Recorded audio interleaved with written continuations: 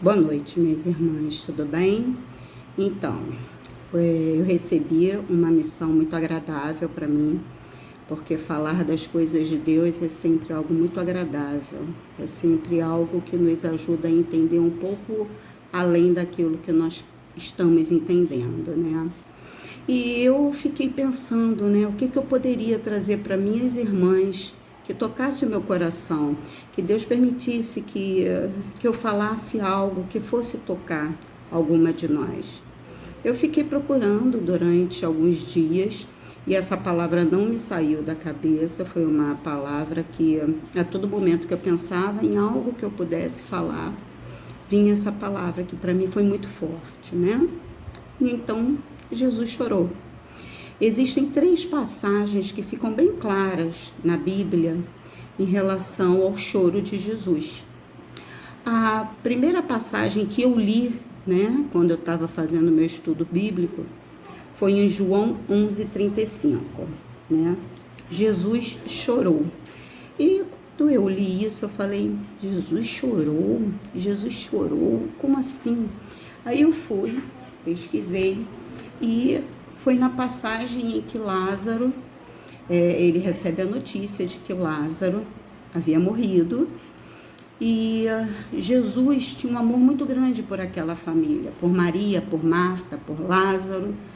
E Jesus chorou quando soube dos sofrimentos dessa família, porque era uma família obediente, era uma família temente, uma família que cria que ele era o Messias, né? Então, o amor de Jesus por Lázaro e suas irmãs foi imenso. É tocante, lindo, né?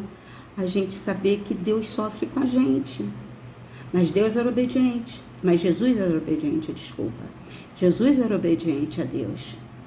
Ele suplicava, ele chorava e ele pedia sempre a Deus por uma libertação. Ele sempre unia as nossas súplicas a Deus, né? E foi necessário o sofrimento de Lázaro para que as pessoas, o povo, ouvisse como o Messias, ouvisse como ele tinha sido mandado por Deus. Ele era o Messias. Então, mas ele preferiria que aquela família não tivesse passado por aquilo, que ele não precisasse passar, fazer com que essas pessoas que ele tanto amava, porque logo depois o povo diz, nossa, mas ele amou tanto essa família que ele chorou. Ele preferiria que as coisas não fossem a esse ponto, ao ponto do choro, né? Aí depois existe uma passagem em Lucas 19, 41 a 44, em que diz exatamente assim: Lamento sobre Jerusalém. Quando se aproximou e viu a cidade, Jesus chorou sobre ela. E disse, se você compreendesse neste dia, sim, você também o que traz a paz, mas agora isso está oculto aos seus olhos. Virão dias em que seus inimigos construirão trincheiras contra vocês, e rodearão e a cercarão de todos os lados. Também a lançarão por terra, você e seus filhos. Não deixarão pedra sobre pedra, porque você não reconheceu a oportunidade que Deus lhe concedeu. Ora, Deus mandou as leis para que nós a seguíssemos, para que nós a obedecêssemos. E o povo de Jerusalém não a estava obedecendo. Ele estava um povo cego, surdo e com o coração duro. E Jesus chorou porque ele já previa o sofrimento que viria sobre aquele povo, como aconteceu aproximadamente uns 30 anos depois. Então, assim, Jesus chorou de novo. Jesus chorou porque ele não gostaria que aquele povo sofresse, como ele não quer que nós soframos, né? Então, todo choro nosso é um choro de Jesus, porque ele não quer nos ver sofrer, né? Então, isso é muito forte. Às vezes, nós achamos que nós estamos sozinhos nas tribulações e não estamos. Nós não estamos sozinhos nas tribulações, porque Jesus está sofrendo com a gente, assim como na alegria. Ele também se alegra com a gente.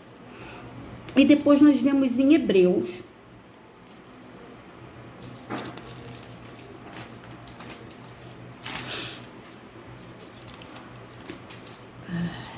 desculpa, gente, é que assim, para mim é a primeira vez, então eu tô assim, digamos, um pouco perdida, tá? Mas não tem problema, porque a gente se acha, glória a Deus. Em Hebreus, de 7 a 9, diz assim: durante os seus dias de vida na terra, Jesus ofereceu orações e súplicas, em alta voz e com lágrimas. Quer dizer, então Jesus chorou muito mais do que essas duas passagens, né? Aquele que o podia salvar da morte, sendo ouvido por causa da sua reverente submissão. Embora sendo filho, ele aprendeu a obedecer por meio daquilo que sofreu. E uma vez aperfeiçoado, tornou-se a fonte da salvação eterna para todos os que lhe obedecem. Então, Jesus chorou, suplicou por tantas pessoas, mas não suplicou por ele, né? Pela vida dele, porque na verdade ele era obediente. Ele sabia que o propósito de Deus, né, era que ele conseguisse, para aqueles que se arrependessem de fato, a vida eterna.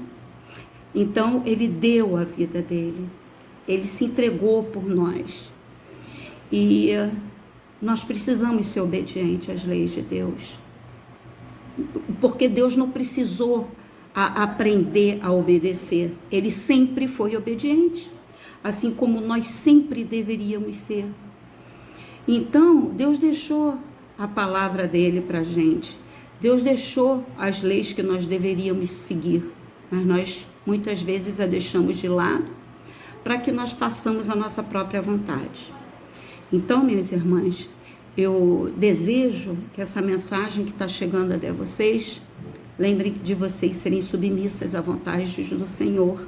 Nem sempre é a que nós gostaríamos, mas a vontade de Deus, ela é boa, perfeita e agradável, né? Existe uma passagem em Romanos, né, que diz que Jesus chora, né, em Romanos 12:15, né?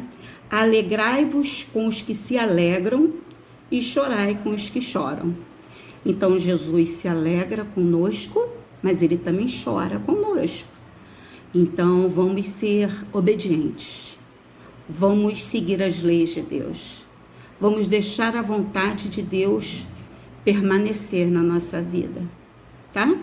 Espero que essa mensagem tenha servido para tocar o coração de vocês, para que nós sejamos submissos ao Senhor e que nós, muitas vezes, aquilo que nos acontece, Deus permite que aconteça assim, mas Ele sabe e Ele dá o refrigério. A cada dia Ele dá o refrigério. Um beijo no coração de vocês.